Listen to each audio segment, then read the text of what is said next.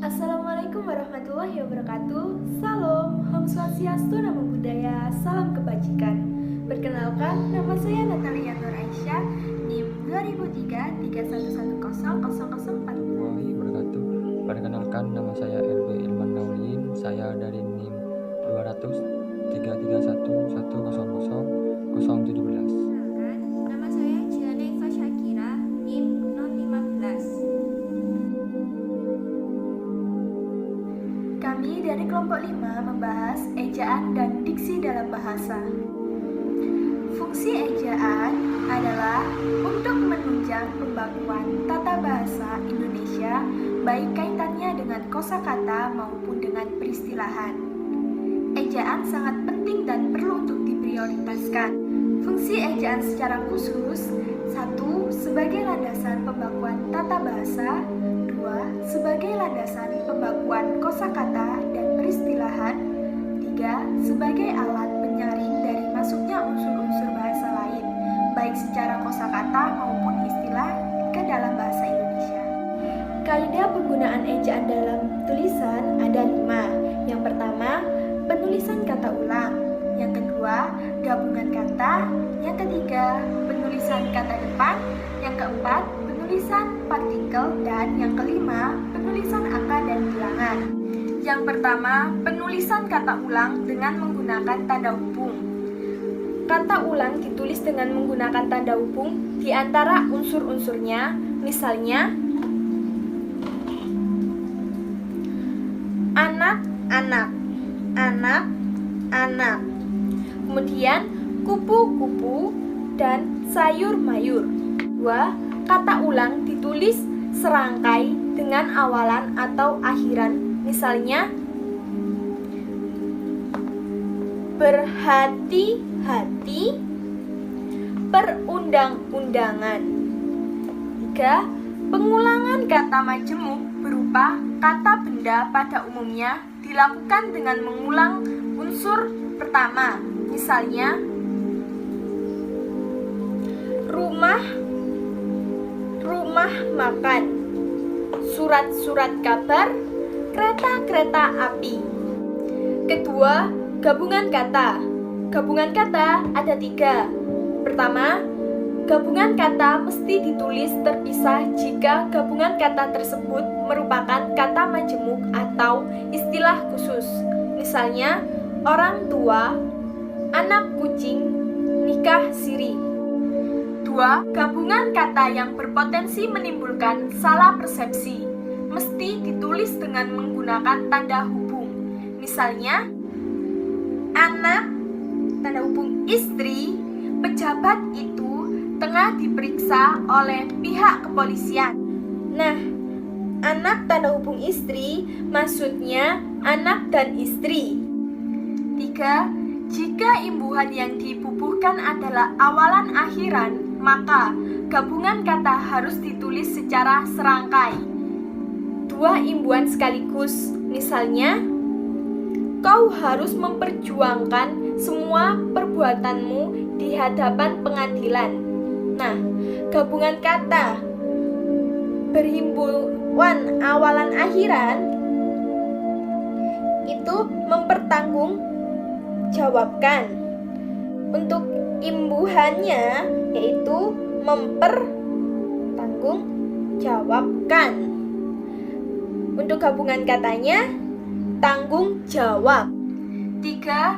Penulisan kata depan. Kata depan di, ke, dan dari ditulis terpisah dari kata yang mengikutinya, kecuali di dalam gabungan kata yang sudah lazim dianggap sebagai satu kata, seperti kepada dan daripada. Misalnya, yang dipisah, di mana dia sekarang. Di mana dia sekarang. Terus contoh kedua, mari kita berangkat ke, dipisah, kantor. Untuk kata lazim itu seperti kami percaya sepenuhnya kepadanya.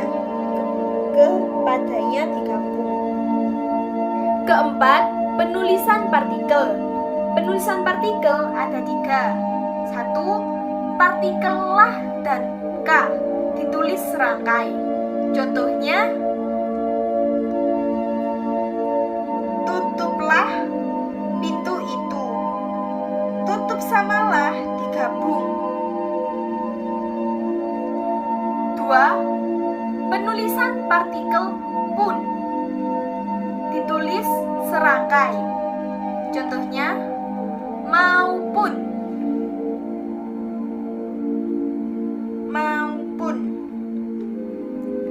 Kalau partikel pun yang memiliki arti harus ditulis terpisah. Contohnya, adapun, artinya ada juga. 3. Penulisan partikel per yang ditulis terpisah adalah yang memiliki arti tiap-tiap, demi, mulai, dan dengan. Di sini saya akan mencontohkan yang per. Contoh, harga tanah di Jawa sudah berkisar di angka 300 per meter. Nah, per meter dipisah. Contoh kedua, mahasiswa diminta keluar ruangan kuliah 1/1. Untuk partikel per yang ditulis serangkai jika memiliki arti dibagi. Contohnya, 2/3 hartanya habis untuk berjudi. Nah, per-3-nya itu digabung karena memiliki arti dibagi. Kelima, penulisan angka dan bilangan. Penulisan angka dan bilangan ada 7. 1. Bilangan dalam teks yang dapat dinyatakan dengan 1 atau 2 kata ditulis dengan huruf, kecuali jika dipakai secara berurutan. Untuk yang ditulis dengan huruf, contohnya, mereka menonton drama itu sampai 3 kali. Nah, itu ditulis dengan huruf. Untuk yang angka, kendaraan yang dipesan untuk angkutan umum terdiri atas 50 bus, 100 minibus, dan 250 sedan. Itu ditulis dengan angka. 2. Bilangan pada awal kalimat ditulis dengan huruf. Contohnya, 50 siswa teladan mendapat beasiswa dari pemerintah daerah. Nah, 50-nya itu nggak boleh ditulis dengan angka, harus dengan huruf. 3. Angka yang menunjukkan bilangan besar dapat ditulis sebagai dengan angka supaya lebih mudah dibaca. Contoh, dia mendapatkan bantuan 250 juta rupiah untuk mengembangkan usahanya. 250 itu ditulis dengan angka. Contoh kedua, perusahaan itu baru saja mendapat pinjaman 550 miliar rupiah. Nah, 550 itu ditulis dengan angka. 4. Angka dipakai untuk menyatakan ukuran panjang, berat, luas, isi, dan waktu, serta nilai uang. Contohnya, 0,5 cm, 5 kg, 10 liter. Nah, itu ditulis dengan angka. 5. Angka dipakai untuk menomori alamat seperti jalan, rumah, apartemen, dan kamar. Contoh, Jalan Tanah Abang 1 nomor 15. Nah, itu seperti ini. Jalan Tanah Abang 1 nomor 15. 6. Angka dipakai untuk menomori bagian karangan atau Bab ayat 10. kitab suci. Contohnya, pasal 5 halaman 252. Penulisan bilangan dengan huruf dilakukan sebagai untuk 30 itu gini, untuk 1/2 itu setengah atau 1/2. Untuk penempatan ejaan dalam tanda baca, kalimat yang baik harus didukung oleh penggunaan tanda baca. Pertama, ada tanda titik. 1. Digunakan pada akhir kalimat yang bukan pertanyaan atau seruan.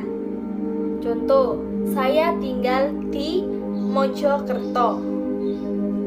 Nah, belakangnya ada tanda titik.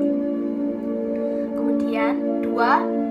Digunakan di belakang angka atau huruf dalam suatu bagan atau daftar. Contohnya, A titik pendahuluan, 1 titik latar belakang. 3.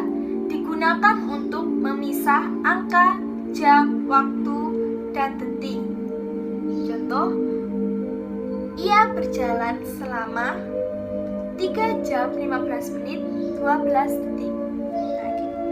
3.15.12. Digunakan dalam daftar pustaka. Contoh, Alwa Hasan 2002 Azab dan Sengsara 2. Tanda koma. 1. Digunakan di antara unsur-unsur perincian atau pembagian. Contohnya, kami membutuhkan kertas, gunting, lem, dan pensil warna. 2. Digunakan untuk memisahkan kalimat setara perlawanan yang satu dari kalimat setara berikutnya yang didahului kata seperti tetapi, melainkan, dan sedangkan. Contohnya, ia berusaha sekuat tenaga, tetapi pendapatannya tidak cukup untuk biaya hidup keluarga. 3. Digunakan untuk memisahkan 6 kalimat yang mendahului itu kalimat. Contoh, kalau kamu hadir, saya juga akan hadir di acara itu. 4. Digunakan di belakang kata atau ungkapan penghubung antar kalimat yang terdapat pada awal kalimat. Contohnya ada oleh karena itu, jadi, dengan demikian, sehubungan dengan itu, meskipun begitu.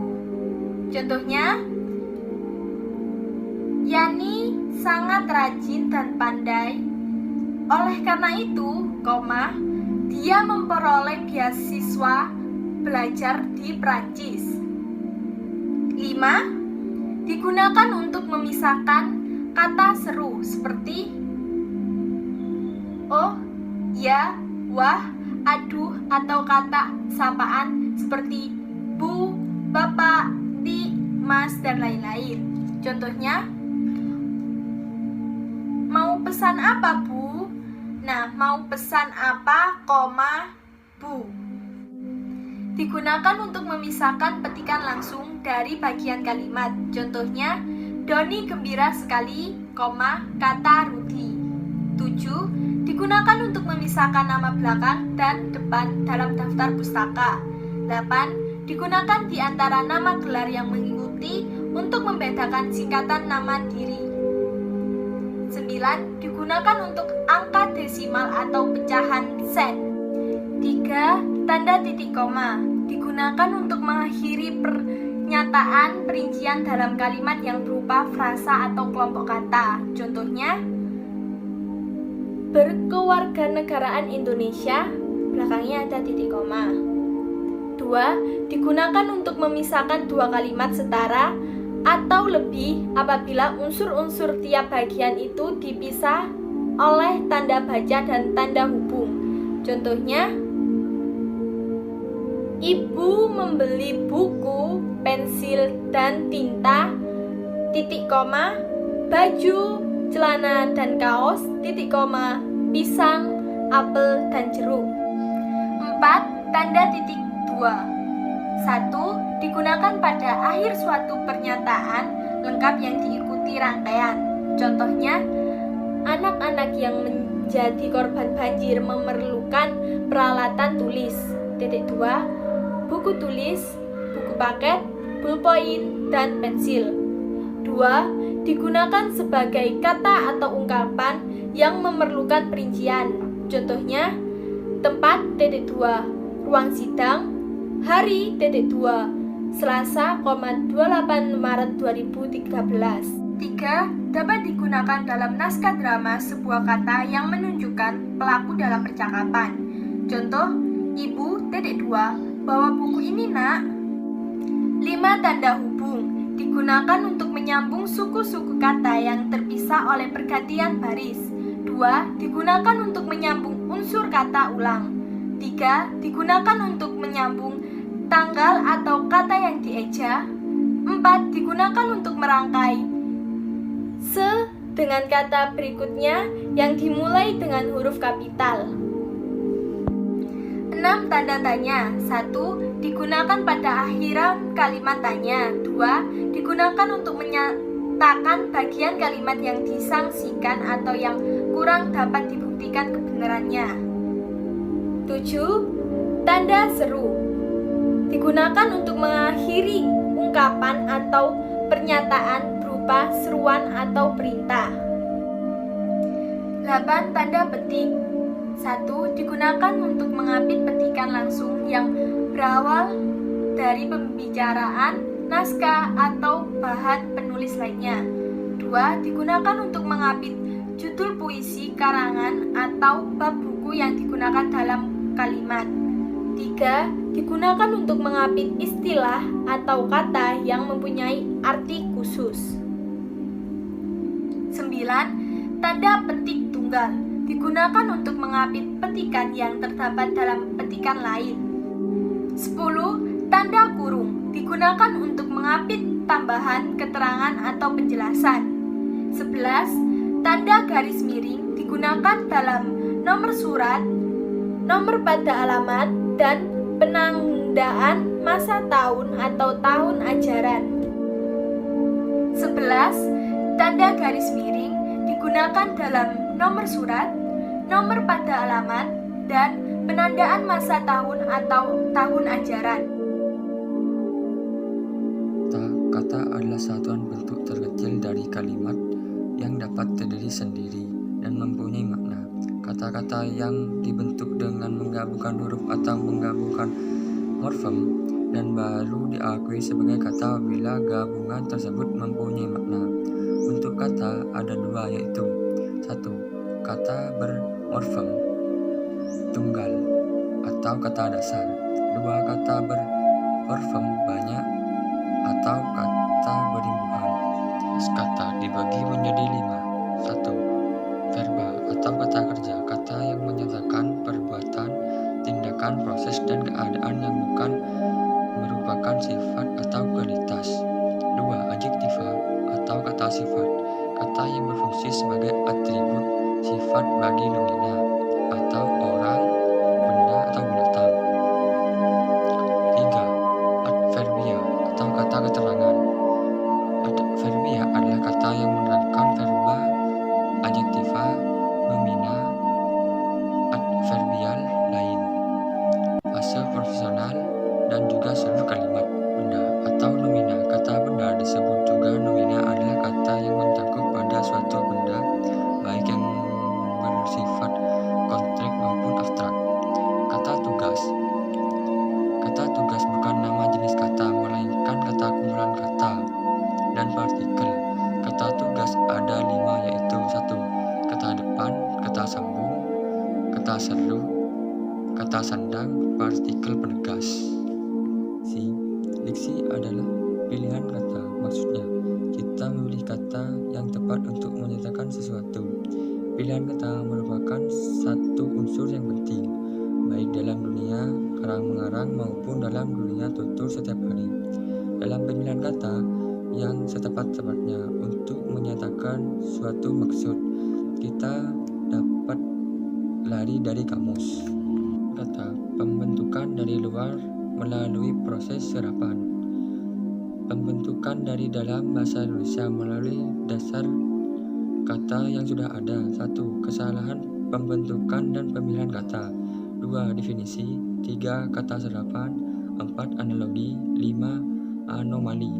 C adalah suatu pertanyaan yang menerangkan pengertian sesuatu hal atau konsep istilah tertentu. Kapan adalah kata yang diadopsi dari bahasa asing yang sesuai dari EYD. Di adalah persamaan antar bentuk yang menjadi dasar terjadinya bentuk-bentuk. Anomali adalah penyimpangan atau keanehan yang terjadi dengan kata lain tidak seperti biasanya. Kesimpulan, diksi adalah ketepatan pemilihan kata dipengaruhi oleh kemampuan pengguna bahasa yang terkait dengan kemampuan yang memahami, mengetahui, menguasai, dan penggunaan kata aktif dan efektif kepada pembaca dan pendengar.